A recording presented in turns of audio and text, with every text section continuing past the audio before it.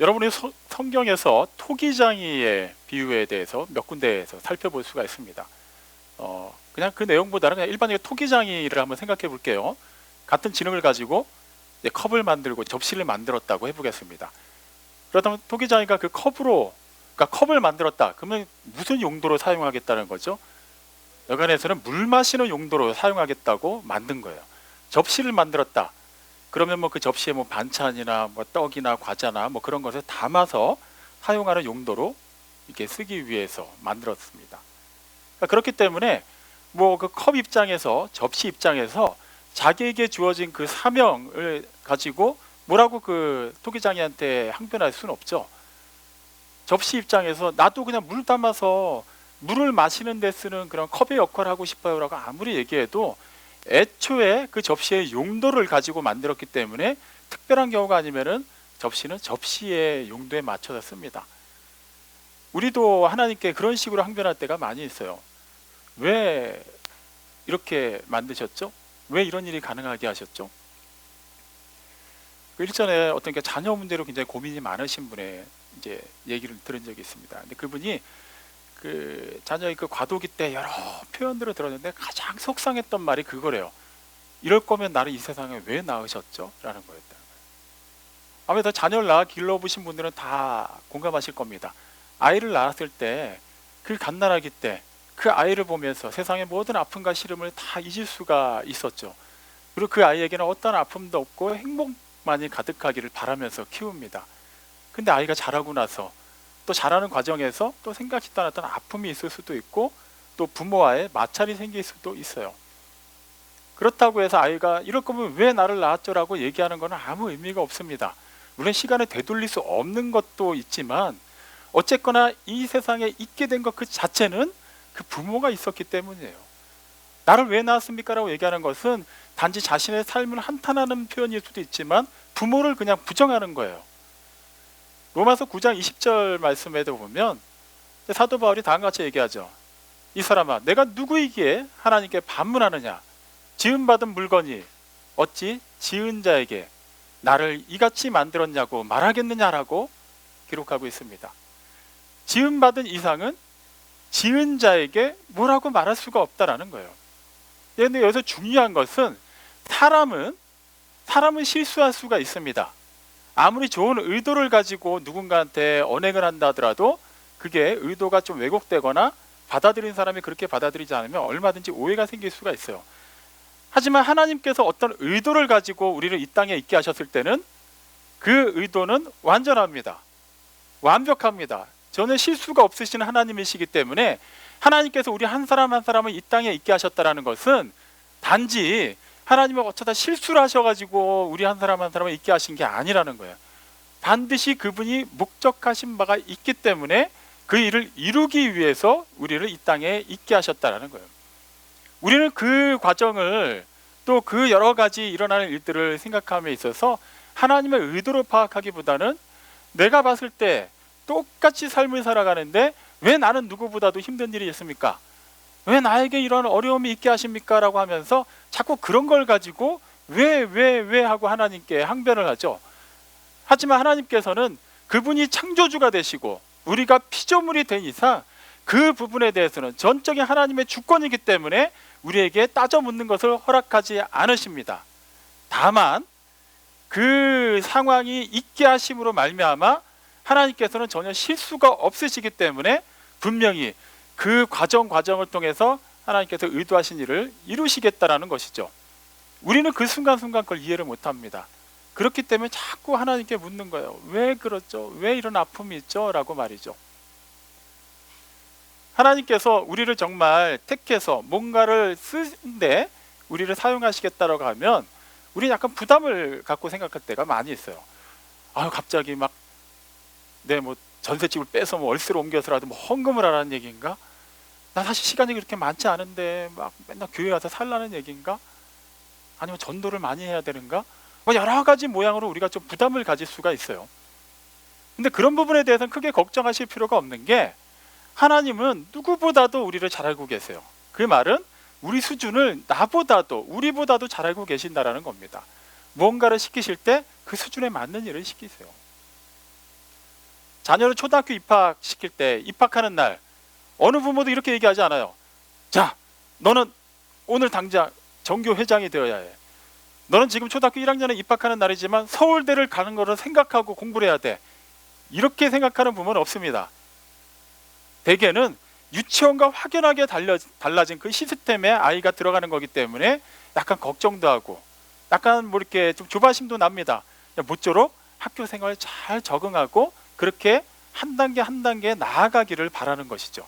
그러면서 그 다음 단계를 생각할지언정 처음부터 그 아이의 수준이 이제 막 유치원 졸업한 아이인데 너무 큰 것을 바라지 않아요. 그렇다고 해서 우리가 너무 안심하면 안 되겠죠. 아, 그러게 나는 믿음이 부족하네. 나는 또 돈도 그렇게 없고 건강하지도 않고 그렇게 시간이 많지도 않네. 그러니까 나 같은 사람은 하나님이 굳이 쓰시지는 않겠다. 그건 그냥 우리의 생각입니다. 하나님께서 이 땅에 우리를 있게 하신 것도 전적인 하나님의 주권이에요. 그리고 하나님의 일을 누군가를 통해서 하실 때도 하나님의 주권입니다. 우리 생각에는 좀 더 나은 사람을 들어 쓰시는 게 낫지 않을까요? 이왕이면 돈이 많은 사람, 이왕이면 뭔가 똑똑한 사람, 이왕이면 사회에서 뭔가 인지도가 있는 사람이 교회 전면에서 뭔가 하나님의 일을 하는 것이 더 낫지 않을까요? 라고 생각하지만 하나님께서는 그러한 세상적인 기준으로 하나님의 사람을 택하여 사용하지 않으신다라는 거예요. 예를 들어 보겠습니다. 사도 바울 같은 경우, 그 위대한 사도, 그는 정확하게 우리가 알 수는 없습니다만 그런 학자들의 설에 따르면 그에게 치명적인 약점이 있었다고 해요. 그것이 간질이라고 말하는 얘기도 있고 안질, 그러니까 눈에 심한 질병이 있어서 시각적인 연약함이 있다고 말하는 설도 있습니다. 아니면 그런 것이 아니라 사역하는 데 있어서 외부적인 환경이 계속해서 그를 힘들게 하고 박해하는 것을 가리켜서 얘기하는 거라고 말하는 사람들도 있습니다. 뭐가 됐든 간에 바울 스스로도 그것을 굉장히 어려운 것이라고 얘기해요. 자기 육체에 가시가 있다, 사탄의 사자다라고까지 얘기합니다. 바울이 굳이 고린도후서 12장 7절에서 그렇게까지 표현한 걸 보면 분명히 그가 사역하는데 많은 어려움이 있었던 것은 확실해요. 그럼 우리 이렇게 생각할 수 있지 않나요? 아니, 다른 사람도 아니고 위대한 사도인데 하나님 좀 몸 좀 건강하게 해주시는 게 더 낫지 않을까요? 그리고 그에게는 어떤 환난과 박해도 없이 정말 평탄하게 사역하게 해주셔야 되지 않을까요? 심지어 그는 사도로 부름받기 전에 무엇에 열심히 있는 사람이었죠? 예수를 핍박하는 자였어요. 이왕이면 그런 배경이 있는 사람보다는 뭔가 성경도 많이 알고 인품도 좋고 같은 그런 유대인들 사이에서도 예수님을 신실하게 따랐던 사람을 뽑는 게 더 낫지 않을까요? 제자들은 어때요? 어부들, 심지어는 같은 민족 사이에서 매국노 취급받는 세리까지도 예수님이 부르셨어요. 제자들 스스로가 나 정도면은 예수님의 제자가 될 만하지 않나요? 하고 찾아온 게 아니에요. 예수님이 부르셨습니다. 전적인 그분의 주권이에요. 그렇기 때문에 주님께서 그렇게 작정하시고 그렇게 누군가를 들어서 쓰시겠다고 하면 그냥 그런 겁니다. 우리가 계속해서 살펴보고 있는 거듭남에 대해서도 마찬가지예요.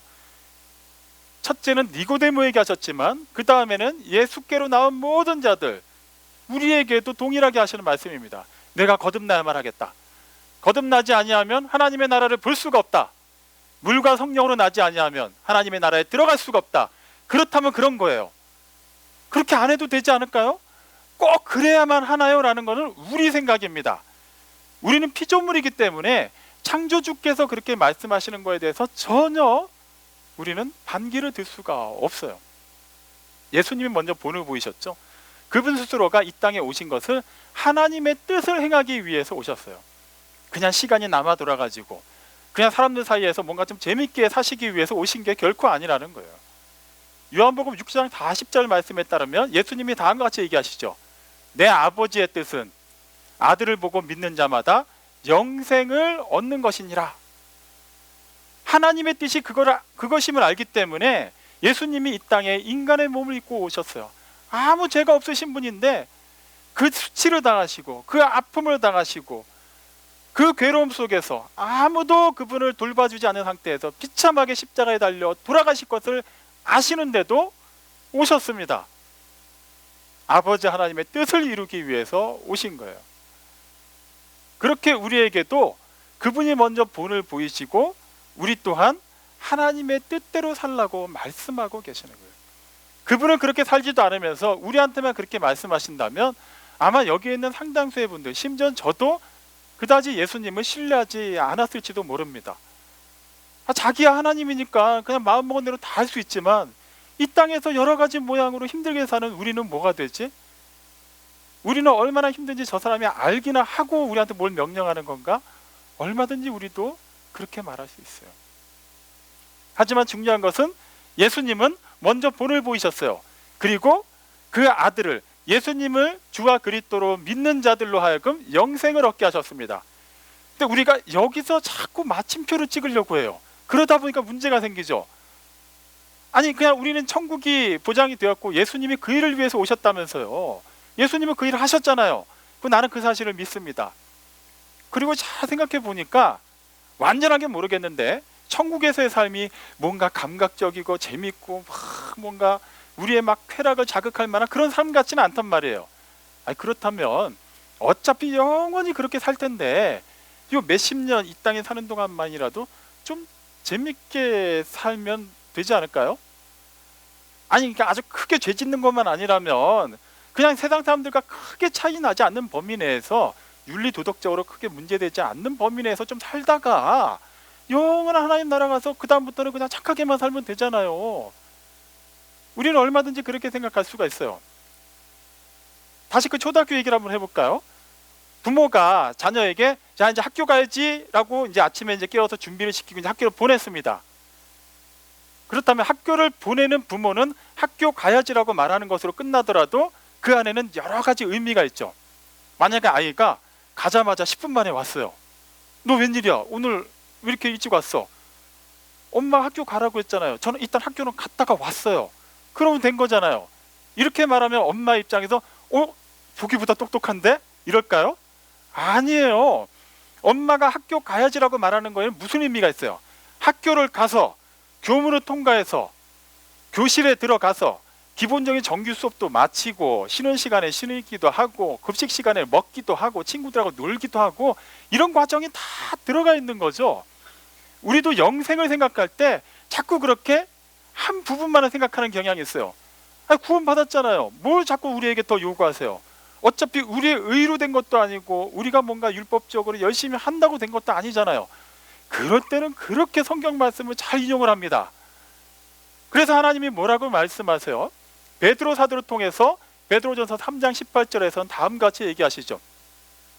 그리스도께서 단번에 죄를 위하여 죽으신 것은 의인으로 불의한 자들을 대신하여 죽으신 것인데 그 이유가 무엇이냐 하면 우리를 하나님께로 인도하시기 위함이라는 거예요. 그냥 예수님이 죽으시고 부활하신 것은 단지 우리를 천국 가게 하기 위해서만이 아니라 만약에 우리가 단지 천국 가는 것만으로 만족한다면 그 다음부터는 아까 제가 예를 들었던 삶이 가능합니다. 어차피 천국 가는데 그동안에는 천국 가는 확신 가지고 어쨌거나 이렇게 저렇게 살다가 때 되면 가면 되는 거잖아요. 근데 중요한 것은 예수님은 그 일뿐만 아니라 우리를 하나님께로 인도하시기 위해서도 그 대속의 죽음을 당하셨다라는 거예요. 근데 여기서 우리가 그대로 인도함 받아서 하나님 앞에 나아간다면 문제가 커집니다. 왜 그러죠? 하나님은 거룩한 분이세요. 베드로전서 1장 16절에 분명히 얘기하십니다. 내가 거룩하니 너희도 거룩하라라고 얘기하세요. 그 말은 예외가 없다라는 얘기입니다. 내가 거룩한데 너희가 거룩하지 않으면 그거에 대해서 내가 책임을 묻겠다라고 얘기하시는 거예요. 그분은 거룩하십니다. 완전히 악과 분리가 되어 있는 분이세요. 그분은 스스로 계신 분이십니다. 소멸하는 분이세요. 그렇기 때문에 우리가 거룩하지 않은 상태로 그대로 인도함 받아서 하나님께 나아간다면 우리는 그 즉시 죽습니다. 차라리 한번 딱 죽고 아무 기억 없이 그대로 끝나버리면 상관이 없는데 영원히 죽는 거예요. 살아날 방법이 없어요. 그래서 예수님께서 단번에 죽으신 것을 죄에 대해서 가장 의로우신데도 불구하고 불의한 자들을 대신해서 죽으셨어요. 그렇기 때문에 그분을 나의 주님으로 믿고 나의 구세주로 믿고 그분의 인도함 받아서 하나님께 나아간다면 하나님은 우리에게 심판주가 아니라 구세주가 되시는 거고 아버지가 되시는 겁니다. 결과적으로 예수님께서 이 땅에 오신 것은 우리를 어둠 가운데서 불러내어 빛 가운데로 이끌어 주신 것, 그리고 그 빛 가운데서 빛이 되시는 하나님 앞에서 하나님의 자녀로 살 수 있도록 신분의 변화를 허락해 주신 거예요. 신분의 변화가 있다는 것은 그 신분에 맞는 특권만을 누리는 것이 아닙니다. 우리가 이미 요한복음 1장 12절을 통해서 계속 살펴봤죠. 특권에는 분명히 뭐가 따른다? 책임이 따른다라는 거예요. 만약 어느 국회의원이 그 지역구에서 열심히 그 지역구 사람들을 위해서 봉사하고 뭔가 발전적인 일을 위해서 노력을 했다고 쳐보겠습니다. 충분히 칭찬받을 만한 일이고 어떻게 보면 당연한 일이겠죠. 근데 그가 그 당내 경선에서 1등이 되고 대선에 나갔는데 대통령이 됐다고 쳐볼게요. 대통령이 됐는데도 여전히 대통령의 그 특권과 지위를 가지고서 자기가 원래 속해 있었던 지역구의 발전만을 위해서 일한다면 어떤 일이 벌어질까요? 그 외의 국민들이 가만히 있지 않겠죠. 당연히 대통령이 된 이상은 나라의 전체를 위해서 고민하고 신경 쓰고 국민들의 그 안위를 위해서 할 수 있는 최대한의 역량을 뽑아내야 됩니다. 그만큼의 특권이 주어졌다면 그만큼의 책임도 따른다는 것이죠. 우리가 하나님의 자녀가 되었다. 하나님 앞에 인도함 받았는데 심판주로 우리가 하나님 앞에 서는 것이 아니라 아버지라고 부르면서 그 앞에 설 수 있게 되었다 라고 하면은 하나님께서는 당연히 그 자녀로서의 삶을 우리에게 말씀하실 겁니다. 자녀, 부모와 같이 있다고 할 때 그냥 같이 있다라는 게 뭐 여러 가지 의미가 있죠. 같이 밥을 먹기도 하고 TV를 볼 수도 있어요. 대화를 할 수도 있고 같은 집에서 잠을 잡니다. 뭐 거기서 왔다 갔다 하면서 계속 이렇게 마주치죠. 근데 이런 개념으로만 우리가 이해할 수는 없죠. 하나님 아버지와 우리는 영적으로 아버지와 자녀의 관계가 형성이 되었습니다. 그렇기 때문에 우리는 영적으로 하나님 앞에 서 있는 거예요. 그리고 하나님을 아버지라 부를 수 있게 되었기 때문에 자녀로서 아버지의 그 속성을 그대로 우리를 통해서도 드러낼 수 있어야 됩니다. 자녀들을 보면은 다 인정하시죠? 완전히 똑같지 않더라도 보면은 아빠를 닮든지 엄마를 닮든지 닮은 구석이 다 있어요. 그걸 보고 우리는 다 압니다. 아이고 너는 아빠를 닮았구나, 너는 엄마를 닮았네, 이렇게 얘기를 하죠. 마찬가지예요. 우리가 스스로 아무리 나는 하나님의 아들입니다, 딸입니다 라고 얘기를 하더라도 다른 사람들이 봤을 때 오 진짜 하나님과는 1도 안 닮았네, 이렇게 되면 그거는 그 사람이 문제가 아니에요. 그 사람 정말 보이는 그대로 얘기하는 것이기 때문입니다. 우리에게 문제가 생긴다라는 거예요. 그렇다면은 하나님의 자녀로서 우리에게는 어떠한 것이 드러나야만 할까요? 하나님께로 난 자라면, 정말 거듭난 자라면 우리를 통해서는 하나님의 그 신령한 속성이 드러나야 되는데 우리는 그것을 자꾸 깨알같이 이렇게 지적해 주기를 원해요. 이 상황에서는 어떻게 하나님의 자녀인 거예요? 이 경우에는 어떻게 말을 해야 내가 하나님의 자녀답다는 얘기를 듣는 거예요? 하나님은 그런 거 하나하나를 다 알려주시지 않습니다. 자녀이기 때문에 하나님의 그 은혜가 그 안에 있다면, 계속해서 살펴보고 있는 우리 요한복음 3장 8절 말씀처럼 성령으로 난 사람이라면 정확하게 성령으로 났다는 것, 성령이 충만하다는 것, 성령이 나에게 내주하고 초월해서 역사하신다는 것이 무엇이라고 눈으로 딱 보이는 기준은 없다 할지라도 바람이 부는 것과 똑같이 그 드러난 효과를 보고서 우리가 알 수 있는 거예요. 만약에 성령으로 난다는 것을 기본적인 하나하나의 단계로 이해하려고 한다면 되게 쉽겠죠. 성령으로 충만한 것은 막 등 뒤에서 천사같이 날개가 나는 것, 갑자기 거듭나는 순간 키가 10cm 이상 꽉 자라는 것, 이런 기준이 있다면 우리는 그걸 가지고 이해할 수 있어요. 하지만 하나님께서는 그러한 방법으로 역사하지 않으십니다. 그렇기 때문에 우리 스스로가 먼저 알아야 돼요. 그리고 함께하는 사람들도 우리를 통해서 아 분명히 저 사람은 다르구나라는 것을 알 수 있어야 된다는 거예요. 근데 그 말씀을 또한 사도는 디도서 2장 14절에서 다음과 같이 얘기하십니다. 예수님께서 자신을 내어주신 것은 모든 불법에서 속량하시고 우리를 깨끗하게 하사 선한 일을 열심히 하는 하나님의 자녀로 삼기 위해서라는 거예요. 여기서 순서를 잘 유념하셔야 됩니다. 우리가 선한 일을 열심히 했기 때문에 하나님이 인정하시는 게 아니에요. 워낙에 착하게 살기 때문에 그래 너 정도는 되겠다 해서 하나님은 그제서야 하나님의 자녀 삼으신 게 아니에요. 우리 스스로는 사람들 사이에서 선하다고 훌륭하다라고 얼마든지 인정받을 수 있는 것이 드러납니다. 하지만 하나님 기준에서는 그 영원히 해결할 수 없는 그 의의 문제, 그것이 해결되지 않으면 여전히 하나님 앞에서는 불의한 자예요. 죽을 수밖에 없는 자예요. 그가 하는 모든 것은 결코 선한 일이 될 수가 없습니다. 그래서 예수님이 그 모든 불의한 것을 대신해서 지고 돌아가셨죠. 그렇게 됨으로 말미암아 우리를 불법에서 속량하셨어요. 그 불법 가운데 그대로 두지 않고 꺼내주셨어요. 그리고 우리를 깨끗하게 하셨습니다. 그리고 나서 그 상태로 선한 일을 열심히 하는 하나님의 자녀로 삼아주신 거예요. 우리가 하나님의 자녀가 되었다, 거듭났다라는 것은 우리가 정말 하나님 앞에 정말 깨끗한 받은 자답게 살고 있는지를 확인하는 것으로도 알 수 있습니다. 사랑하는 아이가 진흙탕, 갯벌에서 놀고 있어요. 근데 거기가 갯벌 체험하는 곳이라면은 원래 그러려고 갔으니까 어느 정도 내버려 둡니다. 근데 그런 장소가 아닌데 내 아이가 그런 데서 놀고 있는 걸 알면은 어느 부모라도 야, 너 오늘 피부 좋아지겠다 이렇게 얘기 안 해요. 빨리 나와! 이렇게 되는 거예요. 사랑하기 때문이에요. 결과적으로는 그 아이에게 좋지가 않기 때문이에요. 그게 공인된 갯벌이 아니라면 그 흙 속에 무엇이 있는지를 알 수가 없기 때문에 일단은 나오게 합니다. 근데 아이 입장에서 엄마 사랑해요, 내가 아빠 사랑하는 거 알죠? 그러니까 나 여기 계속 있을래요 라고 한다면 부모 입장에서 아이고 뭐 사랑한다는데 할 말 없네, 그리고 그대로 내버려 둘까요? 아니에요. 남의 자식이라면 아이고 이러고 넘어갈지 모르지만 내 아이라면 어떻게든 혼을 내서라도 데려 나오거나 끄집어서라도 데리고 나옵니다. 그리고 그 다음에 뭘 해야 돼요? 씻겨야 돼요. 그 아이도 씻김을 받아야 돼요. 그 더러운 것을 잔뜩 묻힌 상태로 집에 들어와서 아무렇지도 않게 집안에서 평상시처럼 행동한다면 그 아이를 사랑하는 부모라면 절대 그대로 내버려 두지 않습니다. 아이 입장에서 나를 사랑하시잖아요, 근데 나의 이런 것을 왜 이해하지 않으시는 거죠? 라고 얘기해도 부모는 이해를 하지 않습니다. 아이를 미워해서가 아니에요. 사랑하기 때문에. 우리도 마찬가지입니다. 우리가 정말 하나님의 선한 일을 행하려고 한다면 그냥 당연히 교회 다니는 사람은 이래야 되니까 이 일을 해야 되지 않을까요? 내가 알고 있는 교회는 원래 이런 일을 해야 되는 데가 교회였습니다.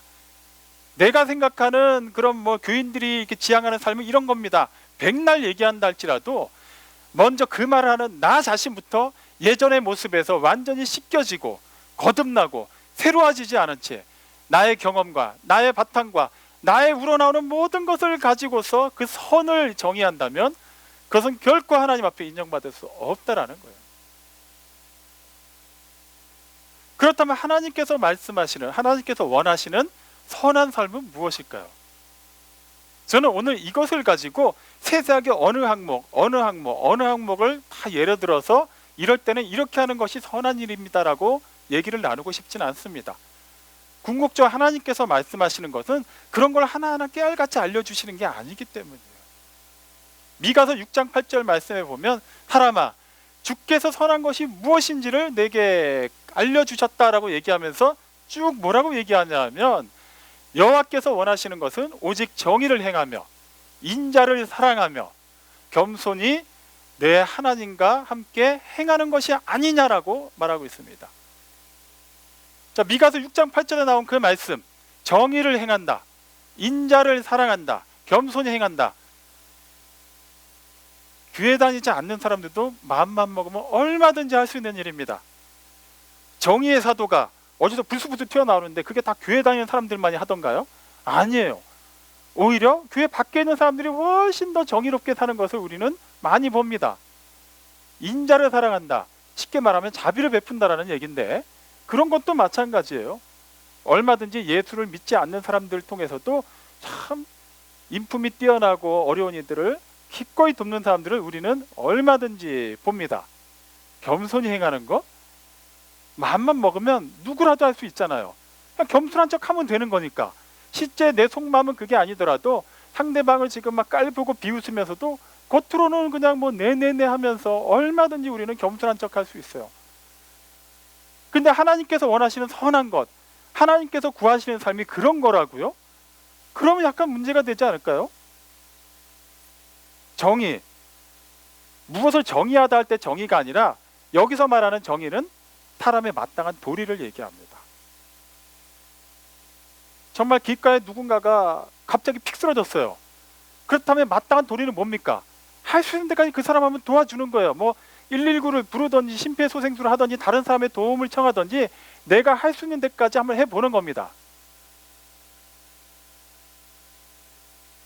그런데 우리는 이 정의라는 것을 얼마든지 자기의 기준에서 해석을 해버리면 많은 문제가 초래가 돼요. 세계사를 조금만 살펴보더라도 우리는 서구 열강들이 한때 식민지 지배 정책을 열심히 펼쳐나가던 때를 알고 있습니다.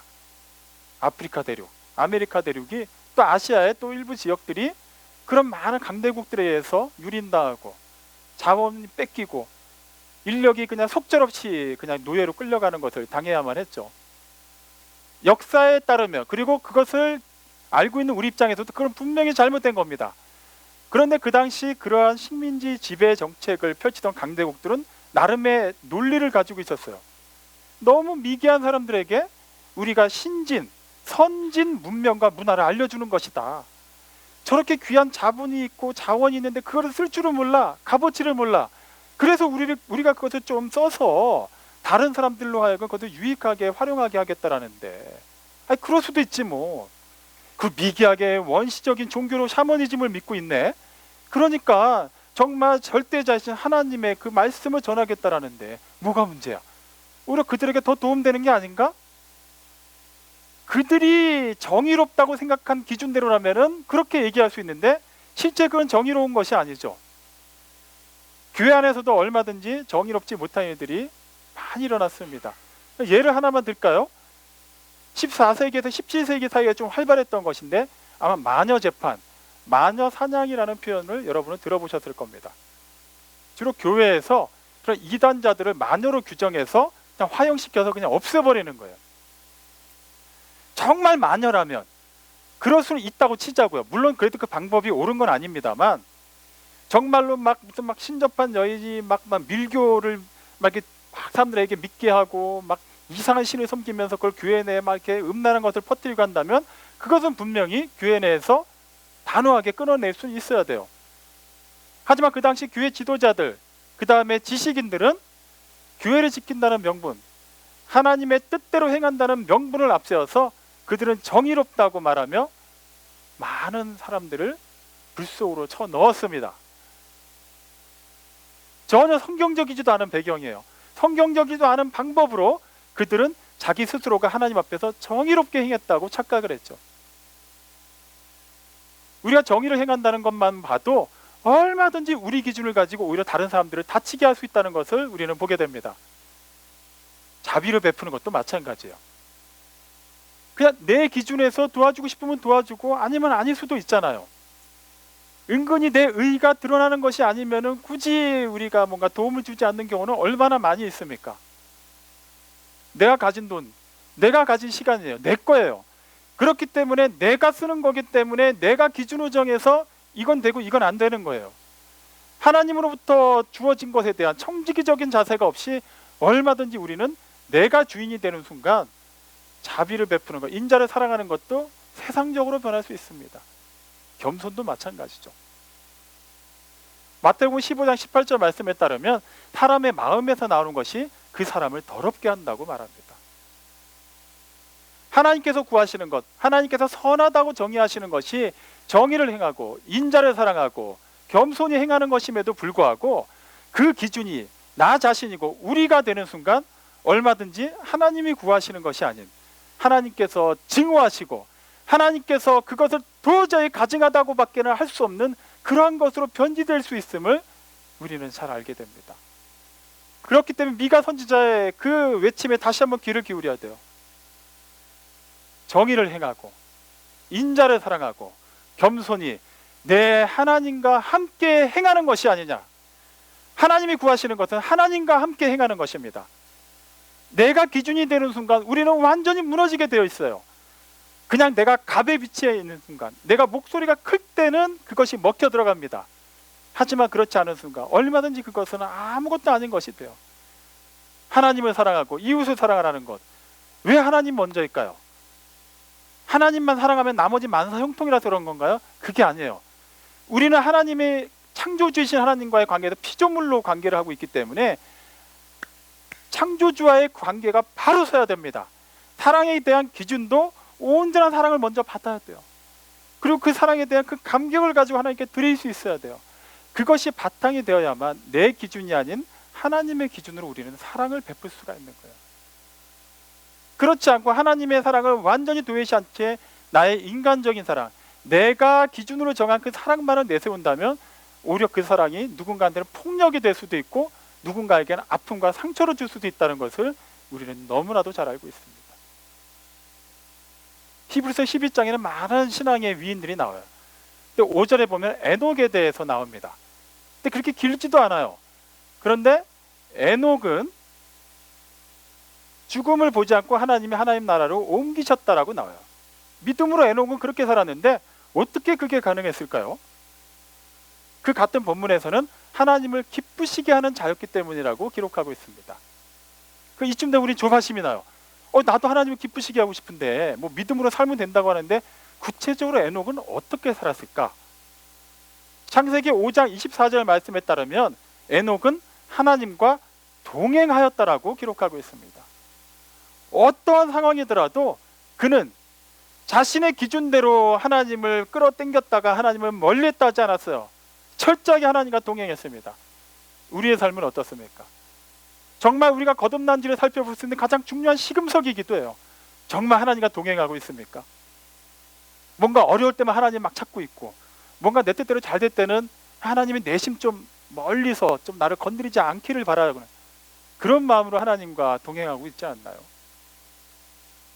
어떤 상황 속에서도 하나님과 함께하며 하나님께서 주시는 그 말씀을 우리가 겸손하게 받아들일 자세가 되어 있다면 그러한 우리를 보며 하나님 말씀하십니다. 내가 거듭났으므로 하나님의 나라에 들어갈 수 있다라고 말씀하시는 거예요. 이것은 하나님의 몸된 교회입니다. 주님이 머리가 되시고 우리 한 사람 한 사람은 그 각 부분을 이루고 있는 지체예요. 계속해서 이것을 강조하는 이유는 그것입니다. 주님의 방식대로 우리는 살아가야 돼요. 하나님의 뜻대로 이 교회가 세워져야 되는 것입니다. 내 기준이 될 수는 없어요. 내가 바라는 것대로 그대로 하나님의 몸된 교회가 이끌려갈 수는 없다라는 겁니다. 하나님께서 말씀하시는 거에 귀 기울이시기 바랍니다. 우리가 계속해서 하나님의 말씀을 묵상할 때도 그냥 성경 일독 자체를 목적으로 두지 마시고 정말 그 말씀 하나하나를 통해서 하나님께서 그 당시 감동하심으로 그 기록하는 사람들에게 주신 그 놀라우신 능력과 역사를 우리 또한 체험하고 때로는 그 세미한 음성도 천둥의 우레와 같은 그 소리를 우리가 받아듣기 위해서 그렇게 하나님의 뜻을 분별하고 하나님을 기쁘시게 하는 삶으로 동행하기 위해서 우리는 하나님의 말씀을 봅니다. 그리고 하나님께 기도하는 것입니다. 사랑하는 성도 여러분, 하나님이 원하시는 삶이 무엇이냐, 그런 것을 자꾸 세세하게 어느 항목을 놓고 구하지 마십시오. 하나님의 평강을 구한다, 마찬가지입니다. 하나님 우리에게 복을 주십시오라고 구하지도 마십시오. 복의 근원이 되신 하나님을 구하시고 우리에게 말씀으로 그 모든 것을 다 알려주시는 하나님을 구하십시오. 그것이 바로 하나님이 원하시는 삶이며 하나님을 원하는 자의 마땅한 사명이 되는 것입니다. 기도하십니다. 하나님 아버지 은혜를 감사합니다. 우린 계속해서 거듭나야 되는 것에 대해 살펴봅니다. 이쯤에서 이것을 넘기고 우리는 이미 거듭났다고 인정한 상태에서 좀 더 나은 다른 신앙의 방법을 강구하고 다른 말씀이 더 우리에게 절실하게 다가올 것처럼 여겨집니다. 하지만 여전히 우리가 거듭나지 않은 상태에서 여전히 우리가 우리 인생의 주인인 상태에서 우리는 하나님의 다른 말씀 또한 온전하게 받아들일 수가 없습니다. 우리가 추구하는 신앙, 우리가 생각하는 교회, 우리가 주인 되는 그런 모든 신앙의 여정은 결코 하나님께서 원하시는 거듭난 자의 삶도 아니요 하나님이 원하시는 삶도 아니요 성령으로 난 자로서 할 수가 없는 것임을 우리는 인정합니다. 계속해서 우리의 모습을 살펴봅니다. 여전히 부족하고 연약합니다. 그래서 하나님의 도우심을 바라며 기도합니다. 하나님 우리에게 말씀으로 깨달아 알게 하시고 기도 가운데 하나님과 온전히 소통함으로 하나님의 음성을 신실하게 분별하여 그 뜻대로 살아가게 도와주옵소서. 주님의 몸된 교회가 참으로 하나님이 주인 되시고 하나님이 이끌어 가시고 하나님의 그 주시는 감동과 은혜와 역사 안에서 온전히 세워져 갈 수 있도록 인도하여 주십시오. 이 예배의 전부요 소망이 되시는 예수님의 이름으로 기도드렸습니다. 아멘.